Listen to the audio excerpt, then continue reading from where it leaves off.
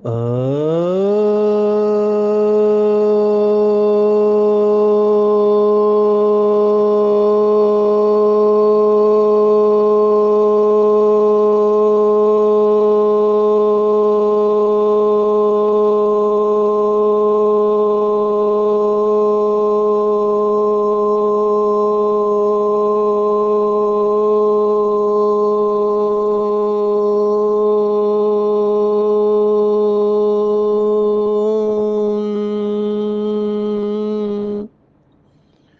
Shanti.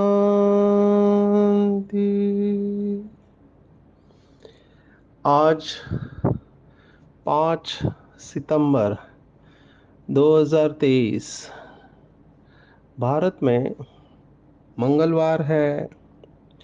Today is 5th September 2023 and it's Tuesday in Bharat.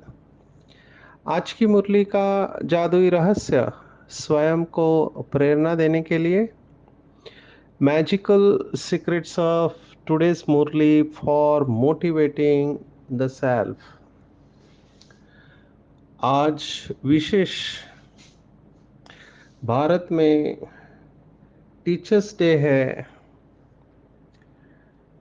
तो teachers को याद किया जाता है। बहुत सारे मैसेजेस आते हैं टीचर्स को। भारत में वैसे भी गुरु शिष्य की परंपराएं है, तो गुरु की पूजा भी करते हैं इस समय। वैसे गुरु पूर्णिमा ये दिन अलग होता है और टीचर्स डे अलग होता है। टीचर्स डे एक्चुअली हमारे पहले उपराष्ट्रपति डॉक्टर सर्वपल्ली राधाकृष्णन, इनके याद में मनाया जाता है। तो जिन्होंने शिक्षण क्षेत्र में काफ़ी कुछ काम किया है। शिक्षक ये शब्द बहुत अच्छा है। जो संस्कृत में जो शब्द है शिक्षक के लिए, उसको आचार्य कहते हैं। आचार्य उससे भी और गहरा शब्द है। और जो स्कूल या कॉलेज में मुख्य आचार्य होता है उसको प्रधानाचार्य या प्राचार्य कहते हैं। तो ये संस्कृत के शब्द मोर मीनिंगफुल है, क्योंकि आचार्य शब्द से ये पता चलता है कि आचार्य किसे कहेंगे। हर एक आचार्य नहीं बन सकता है। जैसे बाबा जिसको मुरली में याद करता है सर्वोदया लीडर, तो सर्वोदया लीडर विनोबा भावे जी, उनको आचार्य विनोबा भावे कहते हैं। और किसी को ऐसे आचार्य कहते नहीं। आचार्य एक उपाधि है। आचार्य का संस्कृत अर्थ है जो अपने आचरण से सिखाता है, वो आचार्य है। अभी कितना सुंदर है, जो अपने आचरण से सिखाता है वही आचार्य है। बाबा ने टीचर्स भाई बहनों को भी यही बात कही हुई है। बाबा ने कहा टीचर्स कौन होती है, तो टीचर्स माना जो अपने फीचर से बाप को प्रत्यक्ष करे वही सच्ची टीचर है। तो देखो यहाँ पर भी आचरण की बात है। माना जिनको देख के परमात्मा की भासना आए, या जिनको देख के लोग ये कहे कि भगवान का बच्चा अगर होता तो इनके जैसे ही होता। ऐसे सभी टीचर जो एम्बॉडीमेंट है, स्वरूप है ज्ञान गुण और शक्तियों के, उनको विशेष याद किया जाता है। नहीं तो इस समय कलयुग है, हमको पता है कलयुग में आत्माओं की बैटरी डिस्चार्ज हो चुकी है और लोगों के अंदर स्प्लिट है, पर्सनालिटी स्प्लिट हो चुकी है, डिवाइडेड है। अंग्रेजी का एक शब्द है इंटीग्रिटी। इंटीग्रिटी माना अंदर और बाहर एक। आज के समय पे मेजॉरिटी लोग सोचते कुछ है, बोलते कुछ है और करते कुछ और ही है, क्योंकि इंटीग्रिटी नहीं है, अंदर पावर्स नहीं है। तो जब प्रेशर आता है तो अपने वैल्यूज को चेंज कर लेते हैं। मैं इसके ऊपर सेशन लेता हूँ और वीडियोस भी इसके ऊपर अवेलेबल है, कैसे अंडर प्रेशर लोग अपनी वैल्यूज को चेंज कर देते हैं। तो टीचर आज का विशेष दिन है, तो उन सबको याद करना चाहिए जिन्होंने हमको प्रेरणा दी श्रेष्ठ जीवन जीने की। और सबसे बड़ा टीचर, मास्टर टीचर आप कहेंगे, वो है परमपिता परमात्मा शिव बाबा। आज की मुरली में पूरी बाबा की महिमा आई है कि कैसे बाबा और धर्म स्थापक की आत्माएं ये अलग है। हालांकि वो भी हीरो एक्टर है। बाबा ने ये कहा है कि वो पवित्र आत्माएं हैं, जैसे इब्राहिम है, क्राइस्ट है, बुद्ध की आत्मा, महावीर की, मोहम्मद की आत्मा, या फिर गुरु नानक, ये सब पवित्र आत्माएं हैं। लेकिन उनमें और शिव बाबा में क्या फर्क है? क्योंकि ये आत्माएं भी धर्म की स्थापना करते हैं, और धर्म की स्थापना हमेशा पवित्रता के आधार पर ही हो सकती है। तो इन आत्माओं की महिमा कम नहीं है। ये भी हीरो एक्टर है, कल्प वृक्ष में ये हीरो एक्टर है। लेकिन बाबा ने उनमें और परमात्मा में एक फर्क बताया है कि ऐसा कौन सा काम है जो ये धर्म स्थापक भी नहीं कर सकते हैं। तो धर्म स्थापक क्या करते हैं कि आकर धर्म की स्थापना करते हैं, लेकिन वो किसी को मुक्ति नहीं दे सकते। ये बहुत इंपॉर्टेंट पॉइंट है।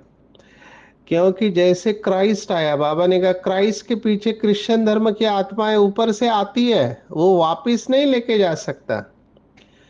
भारत में गुरुओं के बारे में कहा गया कि गुरु उसे कहते हैं जो मुक्ति और जीवन मुक्ति देता है या गति और सदगति देता है, उसी को गुरु कहते हैं। वास्तविक में देखा जाए तो कोई भी किसी को गति और सदगति दे नहीं सकता, केवल एक परमात्मा गॉड अल्लाह ईश्वर के सिवा। तो ये आत्माएं इनफैक्ट इनके नीचे, इनके धर्म की आत्माएं वापिस आती है, ऊपर से नीचे आती है और पतित बनती है। पहला धर्म उनका, पहला जन्म उनका बहुत अच्छा जाता है, क्योंकि पवित्रता है माना सुख है। तो पहले जन्म, कुछ जन्म इनके बहुत अच्छे जाते हैं, लेकिन बाद में ये पतित होते जाती है, तो दुख का अनुभव करती है। जैसे आप जीसस क्राइस्ट को ही देखो कि जिसके शरीर में क्राइस्ट ने प्रवेश किया, वो जीसस का शरीर था, क्राइस्ट की आत्मा उसके शरीर में प्रवेश किया। अभी जो भी खीले ठोके गए, क्रॉस के ऊपर चढ़ाया गया, वो क्राइस्ट को नहीं हुआ, वो जीसस को सहन करना पड़ा। और क्राइस्ट के पहले क्रिश्चियन धर्म नहीं था, उनका अलग धर्म था। और क्राइस्ट आने के बाद उस धर्म को क्रिश्चियन धर्म कहने लगे। तो न क्राइस्ट क्रिश्चियन था, न बुद्ध बौद्धिस्ट था, ये कोई नहीं थे। इनके आने के बाद लोगों ने इस धर्म की स्थापना की, माना इसको नाम दिया। और ये कोई भी धर्म स्थापक मुक्ति में नहीं ले जा सकते हैं, क्योंकि ड्रामा को नीचे आना ही है। अभी ये पॉइंट बहुत डीप है, लेकिन ये पॉइंट हमको बहुत अच्छी तरह से समझनी भी है और समझानी भी है। बाहर वालों को ये पॉइंट आपको ओपनली नहीं कहनी चाहिए, क्योंकि लोगों की भावना होती है। जैसे बुद्ध के बारे में कहते हैं कि वो पार निर्वाण धाम गया। निर्वाण माना वो परम धाम चला गया। बहुत सारे ऐसे आत्माएं हैं जो योगी आत्माएं हैं। ऐसी मान्यता है भक्ति मार्ग में उनके फॉलोअर्स के द्वारा कि वो समझते हैं वो मुक्ति में चले गए, और उन्होंने कई आत्माओं को मुक्त किया। जैसे मैं महाराष्ट्र में जाता हूँ, तो महाराष्ट्र संतों की धरनी है, यहाँ पे बहुत सेंट्स होके गए, ऐसे और भी राज्यों में सेंट्स होके गए। तो उनको मानने वाले लोग समझते हैं कि ये मुक्त हो गए, अभी ये जन्म मरण के चक्कर से मुक्त हो गए। लेकिन सच क्या है, ये कैसे सिद्ध करें कि मुक्त हो गए? क्योंकि जो परम धाम में रहने वाला है शिव बाबा, वो तो स्पष्ट कहता है कि यहाँ कोई नहीं आया है, ये सब गपोड़े हैं। लेकिन हमको ये बात सीधा नहीं कहनी चाहिए, क्योंकि लोगों की भावना है और हम इसे सिद्ध नहीं कर सकते कि वो नहीं गए। ये तो केवल शिव बाबा को अथॉरिटी है। शिव बाबा को अथॉरिटी है कि बाबा अथॉरिटी से ये कह सकता है, क्योंकि वो सर्वशक्तिवान है, त्रिकालदर्शी है और जन्म मरण के चक्कर से न्यारा है। एक बार की बात आपको सुनाते हैं। बाबा ने एक मुरली में कहा, जब ये जम्मू कश्मीर के ऊपर चल रहा था, तो बाबा ने कहा, क्यों एक छोटे से टुकड़े के लिए इतना खून खराबा करते हो, दे दो आप उनको जो चाहिए वो, क्योंकि वापिस सब भारत में ही आने वाला है। अभी ये बाबा कह सकता है, हम नहीं कह सकते। ये बात बाहर कहीं आर्मी में चली गई कि एक कोई बाबा है जो ऐसा कहता है कि ये टुकड़ा दे दो करके जिनको चाहिए हो। तब वो इंक्वायरी के लिए आए। तब उनको बताया गया कि या ये कोई ब्रह्मा बाबा नहीं कहता है, ना दादी कहती है, वो तो निराकार परमात्मा कह के गए। तब उन्होंने कहा कि उस निराकार परमात्मा को भी कहो ऐसी बातें नहीं कहे करके। अभी वो जानते ही नहीं कि निराकार क्या होता है, बिंदु रूप परमात्मा। तो बाबा अथॉरिटी है, बाबा अथॉरिटी से ये बात कह सकता है, लेकिन हमको ये बात बहुत सोच समझ के दूसरों के सामने कहनी है। हमको ये ध्यान में रखना है कि कहीं पर भी किसी भी आत्मा की भावनाओं को ठेस नहीं पहुंचे, क्योंकि हर एक की कहीं ना कहीं भावना होती है। जैसे अगर समझो आपको कोई ब्रह्मा बाबा के बारे में उल्टी सिल्टी बात कहे या हमारे दादियों के बारे में कहे, जैसे आज आप जाना नहीं चाहिए, यूट्यूब से ऐसे बहुत सारे वीडियो भरे हुए हैं। अभी मुझे एक आत्मा ने मुरली भी भेजी, कहा कि देखो संगम युग 50 वर्ष का है, बाबा ने मुरली में कहा हुआ है। तो मैंने तो पहले कभी सुना नहीं था, तो मैंने उस आत्मा से वो मुरली मंगवा ली। तो उसमें लिखा हुआ है संगम युग 50 वर्ष का है। फिर मैंने सोर्स देखा कहाँ से लिया है वगैरह। तो ये बात पता चल रही है कि कई लोग ये सब काम कर रहे हैं। माना उनका कहने का यह है कि संगम युग 50 वर्ष में खत्म हो गया है और दूसरा पार्ट चालू हो गया है। तो ये लोग सब अपनी अपनी अपनी थ्योरी निकालते हैं। अभी पीडीएफ जो फाइल होता है सॉफ्ट कॉपी, उसको एडिट किया जा सकता है। तो जो भी मटेरियल इंटरनेट पे अवेलेबल है वो सब फुल प्रूफ नहीं है, ये ध्यान में रखना आप। क्योंकि सॉफ्ट कॉपी कई लोग, एक ग्रुप में मैंने देखा, अभी एजुकेशन का ग्रुप है, अभी कोई उसमें अव्यक्त मुरलियों का डाल रहा है कुछ तो एडिट करके। तो मैं तो कभी पढ़ता नहीं हूँ, पर एक्सीडेंटली मैंने पढ़ लिया। मैंने सोचा अव्यक्त मुरली, और फिर उसमें जो मटेरियल पढ़ा, it was totally against Brahma Kumari, creating doubt. माना ब्रह्मा बाबा और दादियों के ऊपर डाउट क्रिएट करने वाला था। तो मैंने उस आत्मा से पूछा कि ये कहाँ से मिला आपको, तो बोला नहीं इंटरनेट पे है। तो ये कहने की बात मेरा ये है कि ये सब कंफ्यूजन कुछ लोग जानबूझ के कर रहे हैं, तो हमको बहुत अलर्ट रहना चाहिए। फाउंडेशन बहुत क्लियर चाहिए। और कोई भी डाउट हो तो निमित्त आत्माओं को पूछना चाहिए। और मधुबन से समय समय पर ये सब डायरेक्शंस आते रहते हैं। इसलिए आपने देखा होगा आजकल मुरली के लास्ट में 2-3 लाइन आती है कि ये महावाक्य स्वयं परमात्मा द्वारा ब्रह्मा तन के द्वारा उच्चारित किए गए, और ये केवल बी के भाई बहनों के लिए है। ये क्यों डालना पड़ रहा है? क्योंकि ऐसे अटेम्प्ट्स किए जा रहे हैं। तो जो भोले भाले बाबा के बच्चे हैं, माताएं हैं, गांव में रहने वाले भाई हैं, उनको ये बातें समझ में नहीं आती है और उनके अंदर फिर ये बात बैठ जाती है। तो आपको कहीं पर भी कोई डाउट हो तो आपको निमित्त आत्माओं से पूछना चाहिए, अनुभवी आत्माओं से पूछना चाहिए, नहीं तो आप फंस सकते हैं, कंफ्यूजन क्रिएट हो सकता है। और इसी के लिए जो शब्द इस्तेमाल किया है वो है कुसंग। कुसंग, मैंने कल उदाहरण दिया था कि ब्राह्मण के वेश में माया आई थी, है ना। शास्त्रों में बातें जो भी लिखी हुई है परफेक्ट है, तो ऐसे बहुत सारे लोग इस समय है जो अलग अलग बाबा का ही ज्ञान ट्विस्ट करके सुना रहे हैं, क्योंकि बाबा का ज्ञान उनको पता चला कि भगवान ऐसे निराकार है, आता है ब्रह्मा के तन के द्वारा और तीन लोक है। अभी वो अपनी अपनी बातें ऐड करके, कुछ लोगों के पास ये पावर होती है कि अपने बातों से लोगों को प्रभावित कर सकते हैं। तो ब्रह्मा बाबा जैसे अव्यक्त हुए तो किसी ने कहा ब्रह्मा का पार्ट खत्म हो गया, अभी शंकर का पार्ट चालू है, उन्होंने अपनी पार्टी खोल दी। वो नहीं था तो फिर दूसरा एक आ गया, उसने कहा उसका भी पार्ट खत्म हो गया, अभी तो सतयुग चालू हो गया, तो विष्णु पार्टी उन्होंने खोली। अभी एक बाबा है जो कहता है कि ये शिव तो बहुत इस लोक का है, यूनिवर्स का, ऐसे बहुत यूनिवर्स है, तो इन सब ऐसे हर यूनिवर्स का एक शिव है और उसके ऊपर परम शिव है, और उस परम शिव के ऊपर भी परम परम शिव है। अभी इतना सब आप सुनोगे तो कंफ्यूज होने के चांसेस है ना। अब ये सब चल रहा है इंटरनेट पे, हमको भी ये पता नहीं होता है। बॉटम लाइन आपको क्या ध्यान में रखना है, बॉटम लाइन ये है कि आपकी भावना कितनी शुद्ध है, नंबर वन। क्योंकि हमको ये ध्यान में रखना चाहिए कि हमको सतयुग के कॉन्शियसनेस में जाना है, माना सतयुग की चेतना। बाबा ने कहा शरीर छोड़ने के पहले आपके संस्कार देवता ही होना चाहिए। इसीलिए कुसंग से बहुत बचना है। कुसंग माना कई लोग समझते हैं कि बीड़ी सिगरेट पीना, ड्रग्स या नशीली चीजों का सेवन करना या सिनेमा देखना वगैरह बुरे लोगों का संग कुसंग है। रॉन्ग।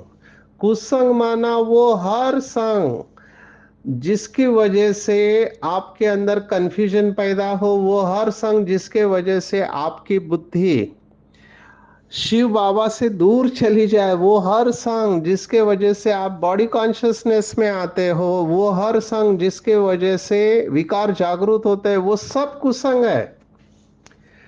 तो और सत्संग किसे कहेंगे, तो कई लोग भक्ति मार्ग में जो समझते हैं कथा सुनने को जाते हैं, ये राम कथा या और कोई कथा, हर एक धर्म वालों का अपना होता है। वो चर्च में उनकी कथाएं चलती है, जो भी प्रवचन चलते हैं मस्जिद में चलते हैं या मंदिर में चलते हैं, तो जो भी कथाएं चलते हैं वो समझते हैं कि हम अच्छे संग में हैं। अभी ये सब हम जन्म जन्मांतर करते ही आए हैं, कितनी कथाएं सुनी होगी, लेकिन हुआ क्या, अल्टीमेटली हम नीचे उतरते ही आए हैं।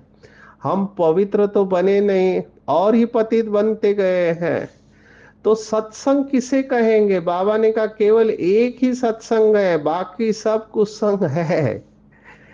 सत्संग माना जहां पर तीन चीजें सत्य है। एक आत्मा, मुझे पता नहीं है इस समय कितने ऐसे आश्रम है या कथाएं चलती है जहां आत्मा समझ के बैठते हैं सुनते हैं। तो जहां पर आत्मा समझ के बैठना नंबर वन सत्य। दूसरा, जहां सुनाने वाला स्वयं सत्य परमात्मा हो, और वो जो सुनाता है वो तीनों कालों में सत्य होना चाहिए। जहां पर ये तीन सत्य है उसी को ही सत्संग कह सकते हैं। तो इस डेफिनेशन से अगर आप देखो तो इस समय जिसको लोग सत्संग समझते हैं वो कोई भी सत्संग नहीं है, क्योंकि उससे गति सदगति नहीं होती है।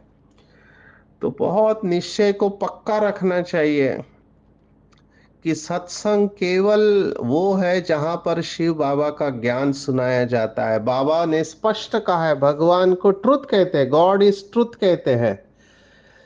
तो हिंदू उसको कहते हैं, हिंदू धर्म वाले सत्यम शिवम सुंदरम, माना वो सत्य है, कल्याणकारी है और सबसे सुंदर है। तो वही हमको सत्य सिखाता है। तो ज्ञान का सागर परमपिता परमात्मा हमको शास्त्रों का ज्ञान नहीं देता है। अगर शास्त्रों में या स्क्रिप्चर्स उसमें अगर ज्ञान होता तो हमारी सदगति हो चुकी होती, लेकिन हमारी सदगति हुई नहीं है। बाबा ने उदाहरण दिया है कि मनुष्य क्या पढ़ाई पढ़ते हैं, बैरिस्टर बनते हैं, इंजीनियर सर्जन आदि बनते हैं, लेकिन मनुष्य से देवता बनाने वाला कोई भी स्कूल नहीं है। आप कहीं पर भी ये बोर्ड देखेंगे नहीं कि आप मनुष्य से देवता बन सकते। ये केवल परमात्मा की ही गारंटी है, क्योंकि जो जैसा है वो वैसा बनाता है। बैरिस्टर बैरिस्टर बनाएगा, इंजीनियर इंजीनियर बनाएगा, सर्जन सर्जन बनाएगा, लेकिन केवल परमात्मा ही है, ज्ञान का सागर है, वो सच या सत्य ज्ञान के द्वारा सचखंड की स्थापना करते हैं और हमको भी अपने जैसे बनाते हैं। इसलिए इसमें बहुत पक्का निश्चय चाहिए, अपने आप को इस कुसंग से बचाना है। इस समय तो क्या कहूँ मैं अभी इधर विशाखापट्टनम में हूँ। यहाँ पर एक बहुत बड़ी यूनिवर्सिटी है जहाँ पे आज मैंने सेशन लिया, तो वहाँ के वीसी से मिला, vice chancellor, pro vice chancellor, और मेडिकल के वाइस चांसलर से मिले, प्रो वीसी से। तो मैं देख रहा हूँ बहुत बुरा हाल है इस समय के यूथ का, क्योंकि एनर्जी बहुत है, रेस्टलेस है, एकाग्र नहीं हो पा रहे हैं। तो वो हमको कह रहे थे कि एक तो इन लोग में फोकस ही नहीं है, कंसंट्रेशन ही नहीं है। अभी कंसंट्रेशन आएगा भी कैसा? आप टिकटॉक के वीडियो देख रहे हैं, फेसबुक देख रहे हैं, और पढ़ाई छोड़ के बाकी सब करते हैं ये लोग। यहाँ पे तो गांजा बहुत चलता है। फिर और एक इन्होंने कहा कि टू व्हीलर चलाते हैं, टू व्हीलर चला के एक्सीडेंट होके मर रहे हैं, हर महीने में एक व्यक्ति मर रहा है, स्टूडेंट। आप सोचो कितना हाई इंसिडेंस है। और फिर कुछ लोग सुसाइड भी कर लेते हैं। अभी ये सब मैं पूरे भारत में देख रहा हूँ। तो ये सब क्यों हो रहा है? क्योंकि हमारे पास सत्य ज्ञान नहीं है। आज जो परमात्मा की महिमा आई है उसको महसूस करना है। ये जो बाबा ने कहा सतयुग के बारे में, देखो बाबा कैसे ज्ञान के साथ कनेक्ट करता है। सिख धर्म को याद किया तो सिख सिख धर्म में ये जो एक ओमकार करके उनका मूल मंत्र आता है, बहुत सुंदर है, कई गीत भी इसके ऊपर है, या रिपीट होते रहता है। आप बार बार सुनेंगे तो पता चलेगा, ये सब परमात्मा की महिमा है। सतयुग आदि सत है भी सत, होसी भी सत। बाबा ने ये इस तरह से लिया, लेकिन ओरिजिनल मंत्र थोड़ा अलग है। एक ओमकार, सतनाम, कर्ता पुरख, निर्भैर निर्वैर, अकाल मूर्त, अजोनी, है ना, गुरु प्रसादी, जपु आदि भी सच, जुगादि सच, है भी सच, नानक होसी भी सच, ऐसे वो ओरिजिनल श्लोक है। लेकिन बाबा ने उसको सतयुग के साथ कहा कि सतयुग माना जो है सत, वहां पे सभी आत्माएं सत्य है, माना पवित्र है, और वो फिर से होने वाला है। तो इसको समझने से आप चक्रवर्ती बन जाएंगे। तो बाबा ने देखो कैसे कहाँ की बात कहाँ लेके गया, ये बाबा का समझाने का तरीका है। विशेष आज मुझे अच्छा लगा क्योंकि काउंसलिंग की बात बाबा ने की है। हम जो काउंसलिंग करते हैं, हमारे पास पेशेंट आते हैं, तो हम उसमें उनको कॉग्निटिव डिस्टॉर्शन, अभी एक टेक्निकल शब्द है, मैं इसका अर्थ आपको बताता हूँ, गलत सोच जिसके वजह से लोग डिप्रेशन में जाते हैं, चिंता में जाते हैं। आज मुझे एक पाकिस्तान की माता का फोन आया, देखो बाबा कैसे सेवा कराता है। जो वीडियो इंटरनेट पे उसने देखा देखा और उसको मेरा नंबर मिला। तो उसको चिंता की बीमारी है, वो पाकिस्तान लंदन ऐसे घूमते रहती है, तो उसको बहुत चिंता है। तो उसको कुछ काउंसलिंग की बातें सुनाई जिसके वजह से उसको आराम मिल रहा है, और वो अभी बाबा की बातें सुनना चालू हो गई। यही बाबा की बात मैं कह रहा हूँ कि जो भी बाबा के बच्चे जिस भी धर्म में गए हैं, वो किसी न किसी रूप से वापस बाबा के पास आने के लिए निमित्त बनेगा, कुछ न कुछ कारण इस आत्मा में बीमारी कारण बना। तो कोई ना कोई ऐसे बात बनेगी जिससे कि वो बाबा के पास आ जाएंगे। कॉग्निटिव डिस्टॉर्शन मैं क्यों कह रहा हूँ? क्योंकि गलत सोच की वजह से ये लोग दुखी हो जाते हैं। तो ये गलत सोच 10 प्रकार की होती है, उसमें की एक सोच आज बाबा ने मुरली के वरदान में कही हुई है। बाबा देखो बहुत बहुत गुह्य बात कहता है, लेकिन बहुत सिंपल शब्दों में कहता है। बाबा ने आज कहा किसी भी बात को छोटा या बड़ा करना ये अपनी बुद्धि के ऊपर है। अभी ये बाबा क्या सिखा रहा है? बाबा काउंसलिंग सिखा रहा है। ये हमको काउंसलिंग में सिखाया जाता है, इसको हम अंग्रेजी में कहते हैं मैग्निफिकेशन, जिसको हिंदी में कहावत है तिल का ताड़ या राई का पहाड़ बनाना। तो कुछ लोगों में ये स्वभाव रहता है कि बात छोटी सी होती है, लेकिन गलत सोच के वजह से वो बात को बड़ा करके अपने आप को दुखी कर देते हैं। तो बात एक ही होती है, एक व्यक्ति कहता है कितनी बड़ी बात होगी, दूसरा कहता है बात है लेकिन इतनी बड़ी नहीं है, और तीसरा कहता है कोई बात ही नहीं है। तो एक ही बात होने के बाद भी तीन रिस्पॉन्सेस है, तो छोटी या बड़ा करना हमारे बुद्धि के ऊपर है। तो बाबा ने उदाहरण दिया, जब हमको पता है कि एक आत्मा का पार्ट दूसरे के साथ नहीं मिल सकता, एक घर में चार लोग रहते हैं, माँ बाप और दो बच्चे, चारों के संस्कार अलग हो सकते हैं। यहां तक बात आ गई है कि ट्विन्स होते हैं, माना जो जुड़वा होते हैं, वो जुड़वा के भी संस्कार अलग होते हैं। हमको तो ये डॉक्टरी में सिखाया जाता है, होमोजाइगस और हेट्रोजाइगस ट्विन्स, माना एक ही अंडे से दो बच्चे पैदा होते हैं और दो दो अलग अलग अंडों से बच्चे पैदा होते हैं। इन दोनों के अंदर संस्कारों का स्टडी किया गया है। तो बाबा ने कहा कि दो के स्वभाव संस्कार को जान गए तो नॉलेजफुल जो आत्मा है, माना जो ज्ञानी आत्मा है, वो कभी भी टक्कर नहीं खा सकते। बाबा ने बहुत सुंदर उदाहरण दिया कि बच्चे, अगर आपको पता है कि यहाँ खड्डा है और पहाड़ है, तो आप कभी भी जानबूझ के खड्डों में नहीं गिरोगे ना, आप खड्डे के साइड से निकल जाओगे। पहाड़ के साथ टकराने वाले हैं तो आप साइड से निकल जाओगे।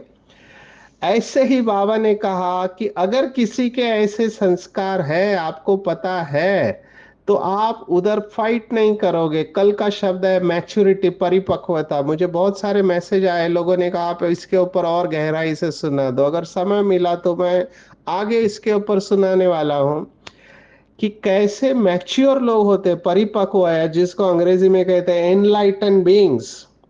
एनलाइटन माना जिनके अंदर ज्ञान का प्रकाश जागृत हो चुका है, वो इन सब बातें में जाएंगे ही नहीं। बाबा ने कहा अपने कार्य से किनारा नहीं करना है। ऐसे नहीं समझो बाबा ने आज कहा किनारा करो तो कई लोग समझते अच्छा है, मैं अभी इसके साथ बात ही नहीं करूंगा, इसको छोड़ दूंगा। ये किनारा करना नहीं हुआ। जैसे वो डिटैच एंड लविंग कहते हैं, तो कई लोग डरते हैं, डिटैच माना सब कुछ छोड़ देना, क्या सब कुछ छोड़ना नहीं है। बाबा ने कहा काम से किनारा नहीं करो, लेकिन अपनी सेफ्टी की शक्ति से दूसरों को सेव करना। माना इन शॉर्ट बात को बढ़ाना नहीं है। नहीं तो कुछ बाबा के बच्चे इस बात को भी निगेटिवली उठा लेते हैं। बाबा ने एक मुरली में कहा कई लोग समझते हैं कि इसके साथ रहकर अपनी अवस्था खराब करने से अच्छा है साइड में हो जाओ। अभी ये शुभ भावना नहीं हुई। बाबा ये नहीं चाहता है। बाबा ये चाहता है कि आप जिम्मेवार बनो। आपको पता है ये आत्मा अपने संस्कारों के वश है, तो परवश आत्मा के ऊपर कभी भी गुस्सा नहीं करना चाहिए, क्योंकि परवश है। एक आपके ऊपर उसका असर नहीं आना चाहिए। जैसे हम डॉक्टर्स को कहते हैं, क्योंकि डॉक्टर्स जो होते हैं दिन भर पेशेंट देखते हैं। अभी पेशेंट बीमार होता है तो पेशेंट की एनर्जी निगेटिव होती है, तो निगेटिव एनर्जी का आपके ऊपर प्रभाव आ सकता है। तो निगेटिव एनर्जी के प्रभाव से बचने के लिए आपको अपनी एनर्जी को पॉजिटिव रखना है। तो अपनी सेफ्टी की शक्ति माना अपनी एनर्जी को पॉजिटिव रखना है। तो यहाँ पर हम उनको मेडिटेशन सिखाते हैं कि कैसे दूसरे की निगेटिव एनर्जी आपके ऊपर प्रभाव नहीं डाले। तो अपनी शक्ति से दूसरों को भी सेव करना, यही किनारा करना है। कितनी गुह्य बात। तो आज के बाद हम ध्यान में रखेंगे, हमारे घर में कोई ऐसा है जो संस्कारों के वजह से खुद दुखी है, या हमारे ऑफिस में कोई है जो संस्कारों के वजह से दुखी है, या हमारे सेंटर पर कोई है जिसके संस्कार ही ऐसे है। कई लोगों के संस्कार गुस्सा के होते हैं, कई लोगों के ईर्ष्या के होते हैं। तो हर एक के संस्कारों को समझना है ना, और समझ के उस अनुसार उस आत्मा को शक्ति देना है, ना कि उसके प्रभाव में आना है। पर ये कौन कर पाएगा? जो एक सत्य के संग में सदा रहता है और जो अपने भाग्य के गुण गाता रहता है। तो बाप और बाप का वर्षा, जिसको बाबा ने आज कहा भाग्य और भाग्य विधाता, इसकी स्मृति में रहो कि वाह मेरा भाग्य वाह। तो ऐसे स्मृति में रहेंगे तो उड़ती कला का अनुभव करेंगे। आज पूरे दिन भर में यही स्लोगन ध्यान में रखो कि वाह बाबा वाह, वाह ड्रामा वाह, वाह रे मैं। और अपने आप को निगेटिव एनर्जी से बचाना है ना। अपनी सेफ्टी खुद रखनी है। किनारा करना माना रिश्तों को तोड़ना नहीं है, रिश्तों से अपने आप को सेफ रखना है, पर शुभ भावना शुभ कामना में रहना है। और अपने आप को चेक करना है कि क्या मैं ऐसे ऊंचे ते ऊंचे बाप की संतान हूँ? क्या मुझे देखकर लोग ये अनुभव करते हैं, क्या मैं सचमुच में बाबा का बच्चा हूँ, जिसको बाबा ने कहा टीचर बन के अपने फीचर्स के द्वारा बाप को प्रत्यक्ष करना। आज के मुरली का गीत यही कहता था, जाग सजनिया जाग। तो हमारा साजन शिव बाबा आया हुआ है और वो हमें बॉडी कॉन्शियसनेस की निद्रा से जगा रहा है। तो जागो हे आत्माओं, हे नदियाँ, सागर में समा जाओ और सागर बन जाओ। सभी को सच्ची दिल से माफ करो, बाप के साथ ऊंची अवस्था में रहो। छोटी बात को बड़ा नहीं करेंगे, बड़ी बात को छोटी करेंगे और अपने भाग्य के गुण गाते रहो। अच्छा, ओम शांति।